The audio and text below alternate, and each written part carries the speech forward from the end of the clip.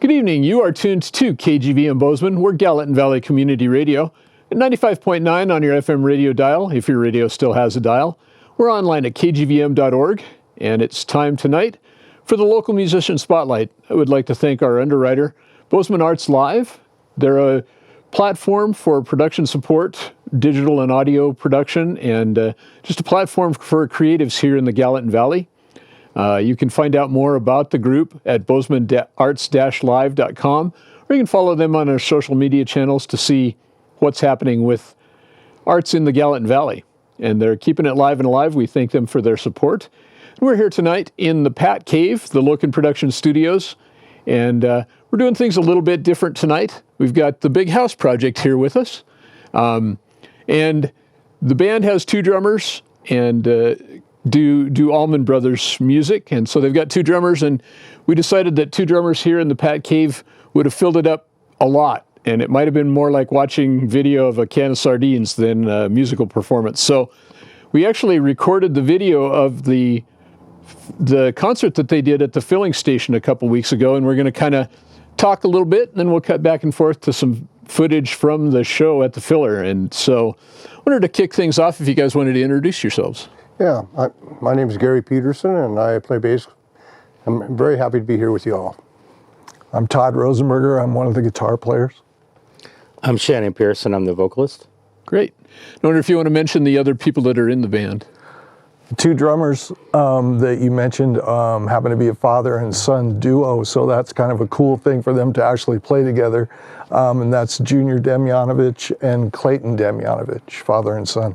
Yeah, it was a blast watching them play together. It's it's kind of like the brother harmony thing a little bit, but they seem to really lock in perfectly. Yeah, from the very first rehearsal, I turned around and looked at them, and they weren't even looking at each other, but every sticking was identical because son learned from the dad. So it was a cool experience. Yeah.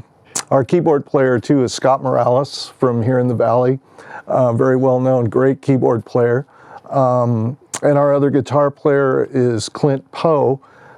He resides in Paradise Valley right now, but just moved here from Athens, Georgia, not too long ago, and grew up on the Allman Brothers music and Southern rock and stuff like that. So it was really cool to meet him and get him in the group. Yeah, whether by osmosis or some other mechanism, he seemed to have absorbed a lot of that. Yeah, he said, I asked him when I called him, I said, so how much into the Allman Brothers music are you? And he said, well, that's the only tape my dad had in his truck when I was 14. And he used to make me listen to Fillmore East all the time and then grill me on questions about the band. So I said, okay, I think you get it. He probably And then he played guitar for us, and yes, he gets it. He definitely gets it.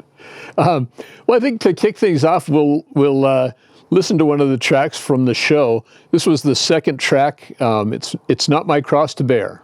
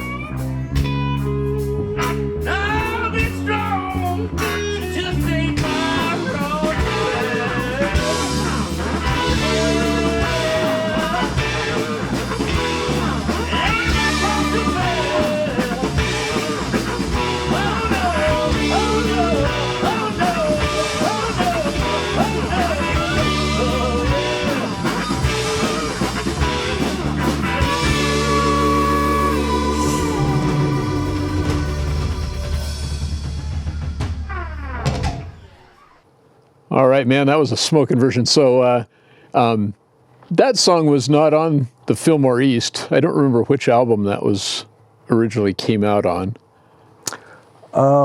Actually, I don't either. I just, in going back through the archives and the footage of stuff, I noticed that they started a lot of concerts with that one. And so I wanted to kind of stay true when I was coming up with the set list and talking to the guys, kind of stay true to what an Allman Brothers show would be as far as the flow and stuff. So I got online and looked at a lot of set lists from previous shows and things. Yeah. Yeah. So by some definite serendipity, the night of the show was the 51st anniversary of the last night of the Allman Brothers run at the Fillmore East, and that was the night they taped what would become the Live at the Fillmore East album, which I thought was just a great coincidence for you guys scheduling a show for that night. I would like to say that was premeditated, but but I didn't find out about it till later. It's just happened to be a date that worked for the filler, and so we were calling this the Filler East concert for us, and playing a lot of the songs from the Fillmore East recording. So it was pretty cool. Yeah, it definitely worked out great. And I think that we had, the whole show worth of material to try to figure out what we wanted to pick out for an hour's worth of this show. And I think the rest of the songs that we're going to listen to tonight were all songs that were performed on Live at the Fillmore East. So that's kind of cool. So anything that you want to say to set it up before we listen to some more music from the show? Shannon? We're all inspired by this music. It's been out for so long. We've all grown up listening to it. And noticed there wasn't really anyone out doing it justice. And we wanted to bring everything we had to honor that band and put together a pretty good show. Yeah. Nice. Well, I think now we'll listen to a series of 3 songs from the show, and kicks off with One Way Out, and then Stormy Monday, and then a smoking version of Statesboro Blues. And I was, that's my favorite song off the album, and that slide guitar at the start. And I was like, well, we'll see how this goes. And man, Clint, he got my attention right from the start. He has a way of doing that. Yeah, boy. So we'll kick things off here with One Way Out.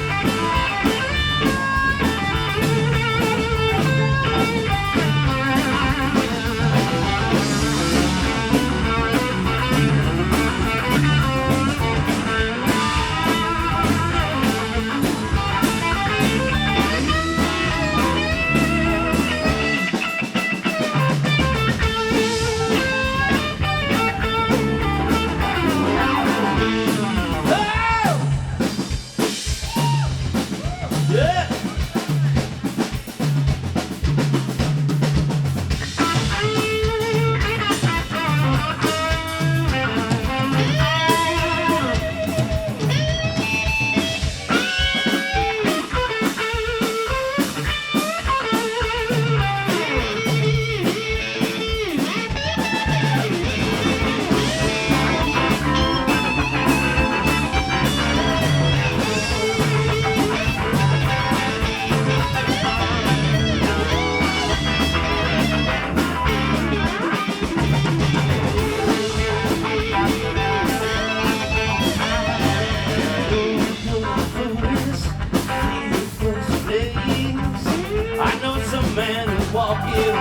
Take my place.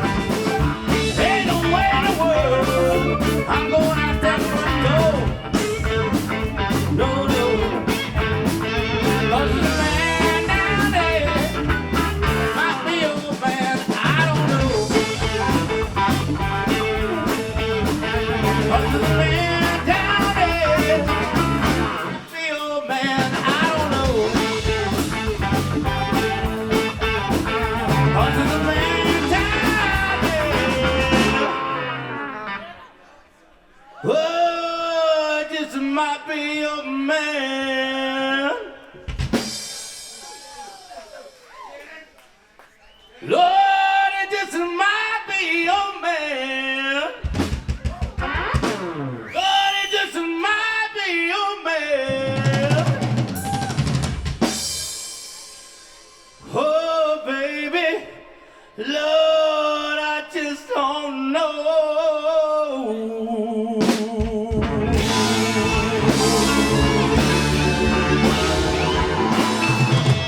Sorry, baby, I just don't know.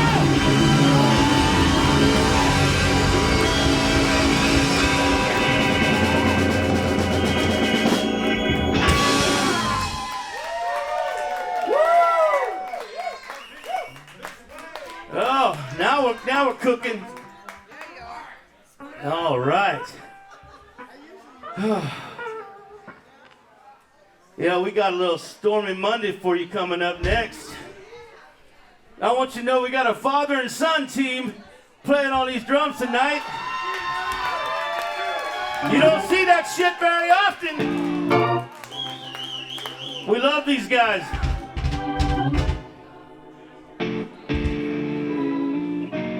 Oh, here we go.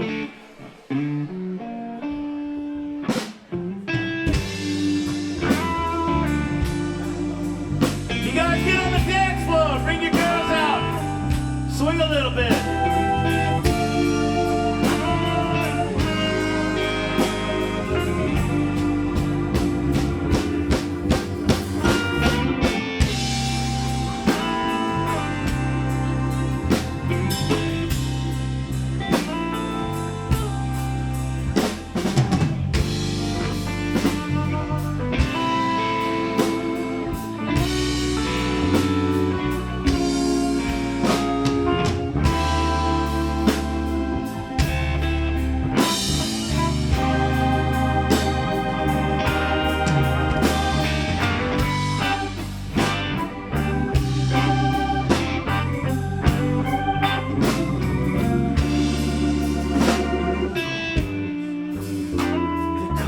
Stormy Monday,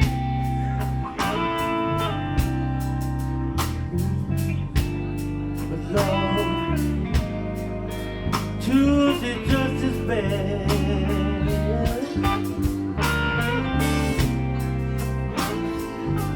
They call it Stormy Monday.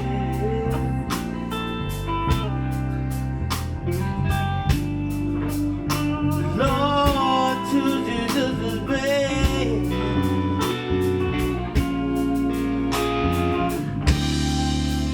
Lord, Wednesday's worse. Thursday's also sad.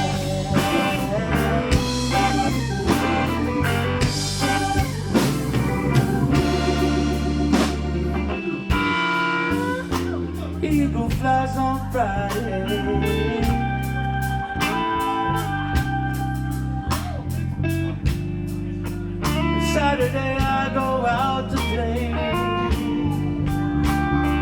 Ooh. Eagle flies on Friday.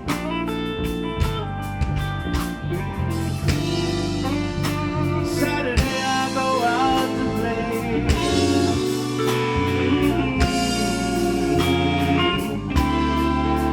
But Sunday I go to church, yeah.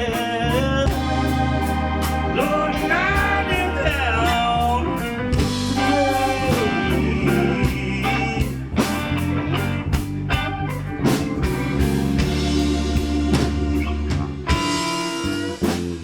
Lord, have mercy.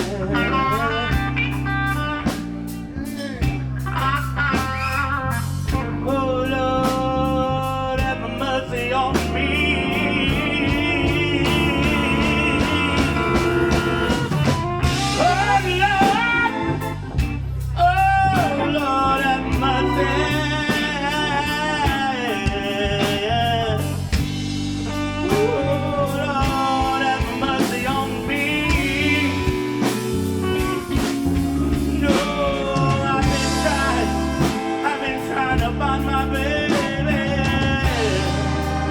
Somebody please in a hold me. Oh yeah. Oh yeah.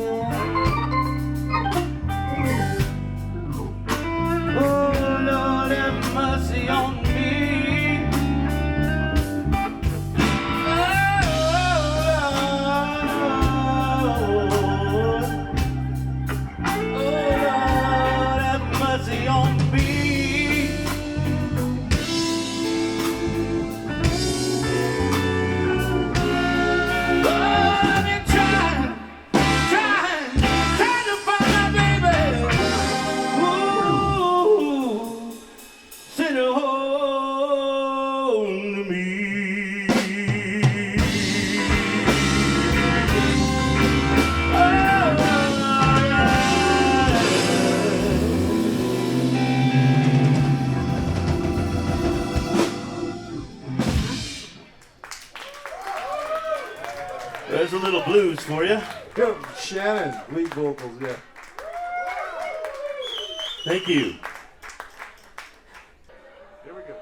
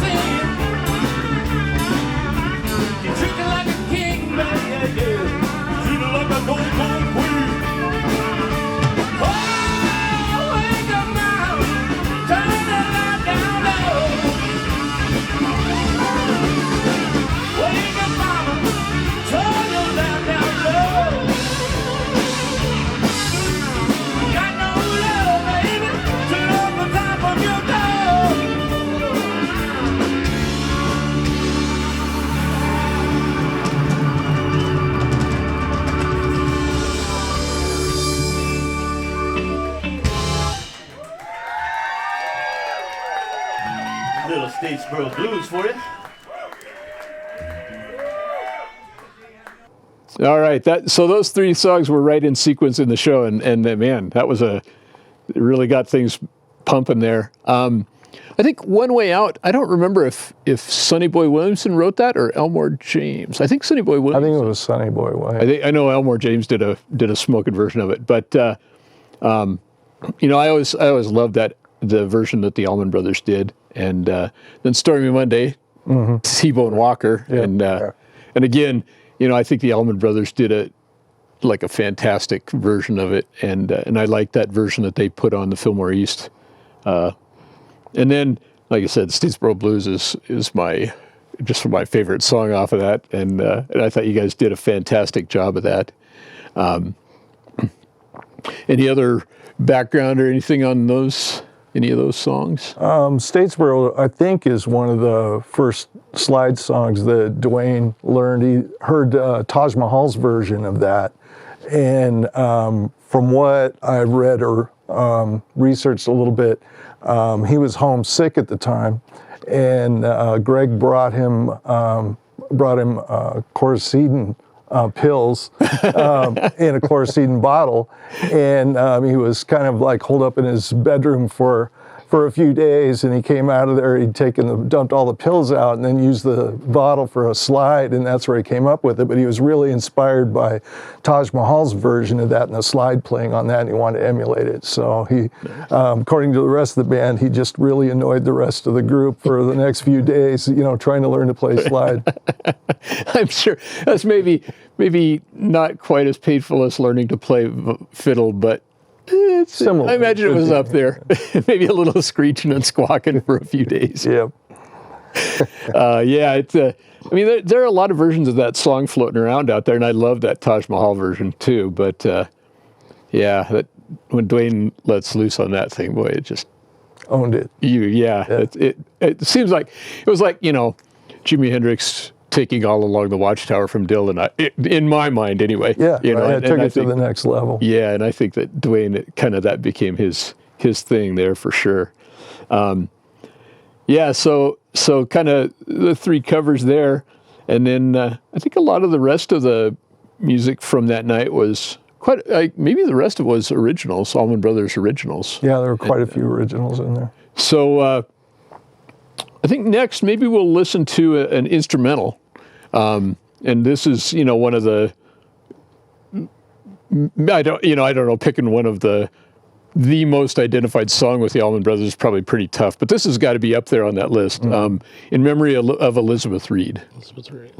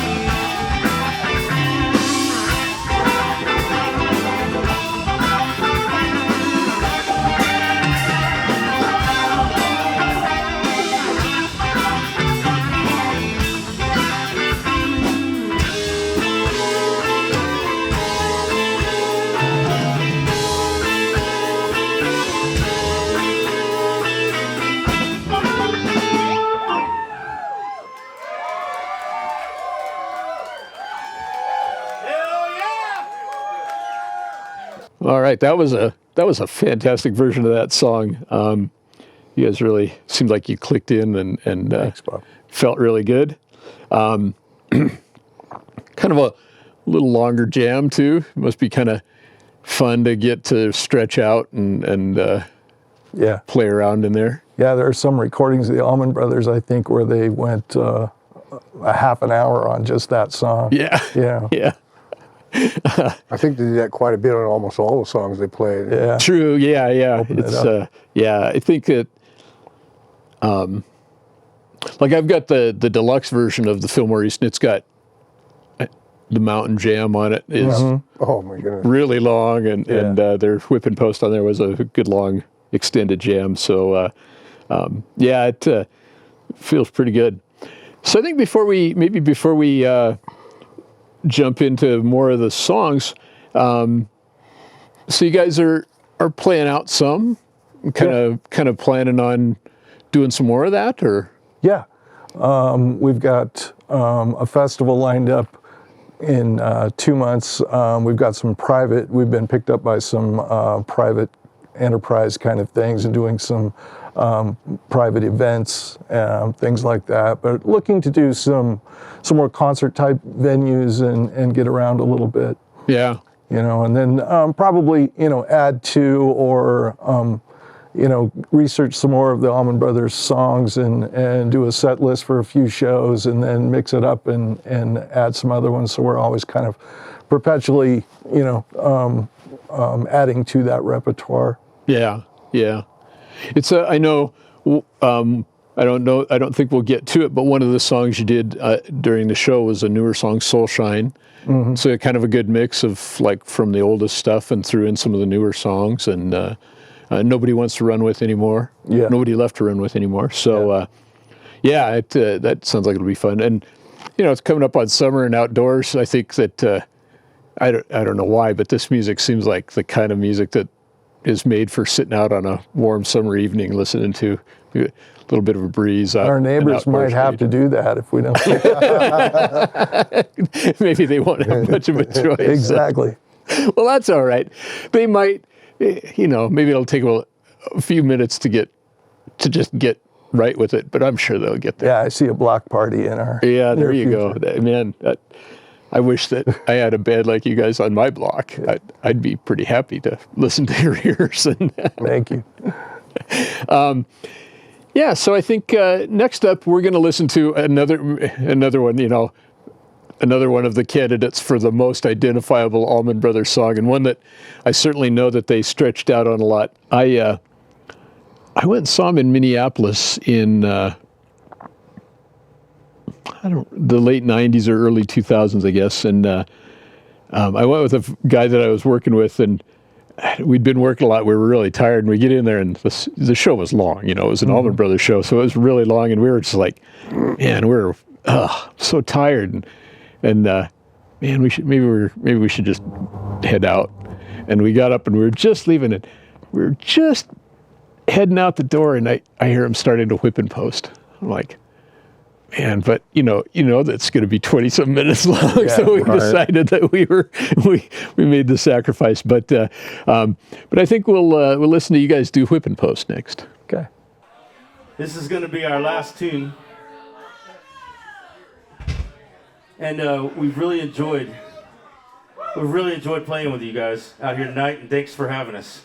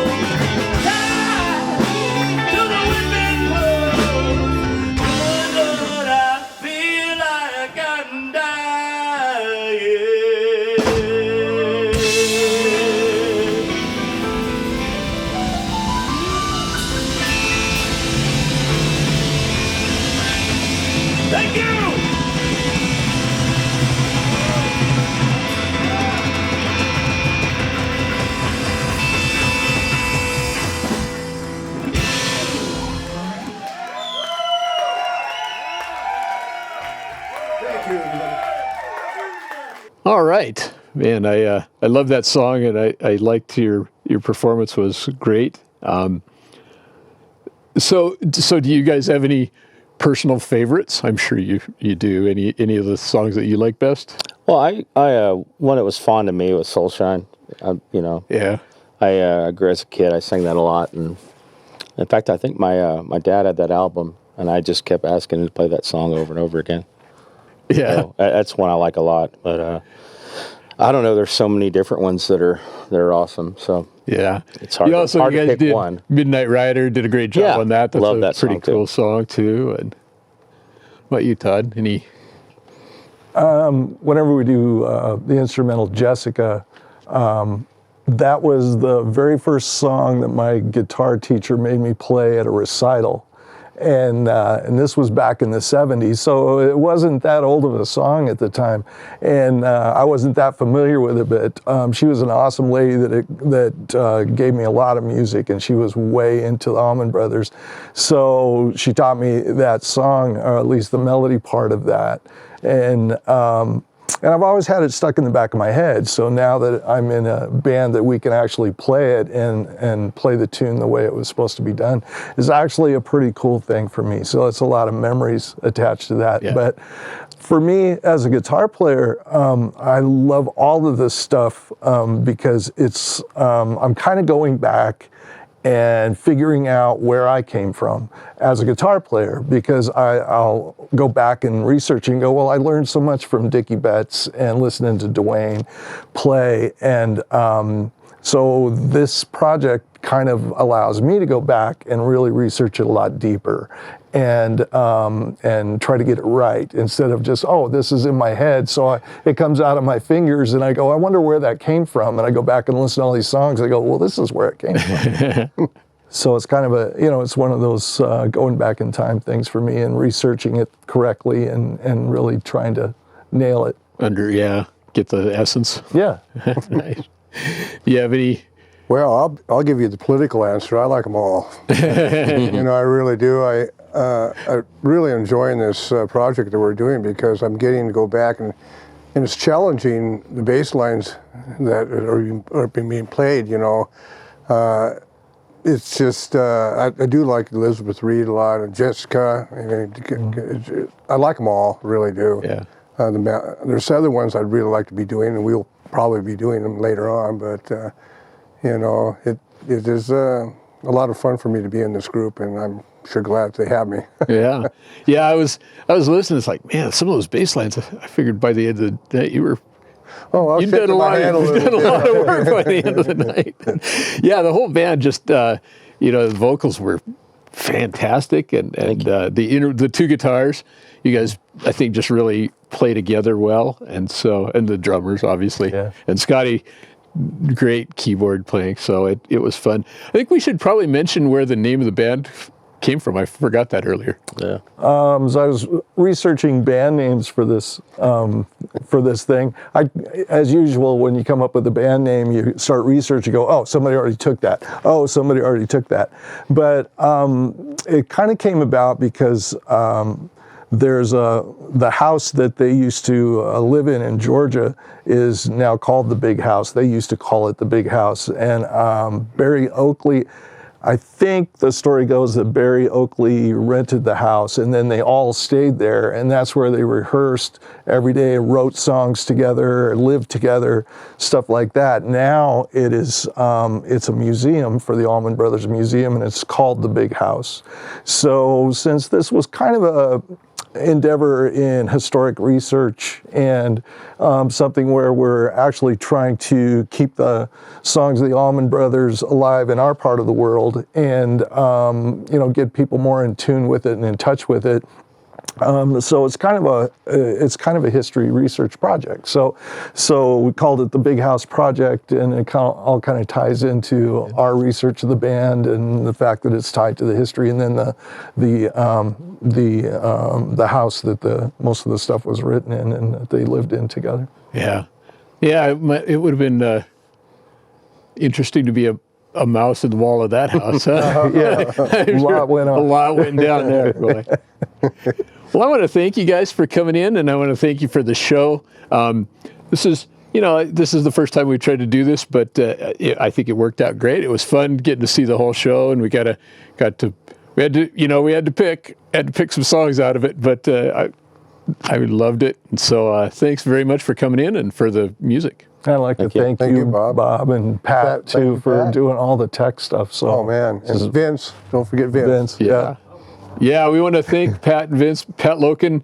I get to roll in here every week and sit down and talk and listen to music. And Pat does all the work. And he provides the Pat Cave, the space here, Lokken Production Studios. So, as always, much thanks to Pat. And you can go to the Lokken Productions YouTube channel. You might have been watching this there instead of listening to it on KGVM.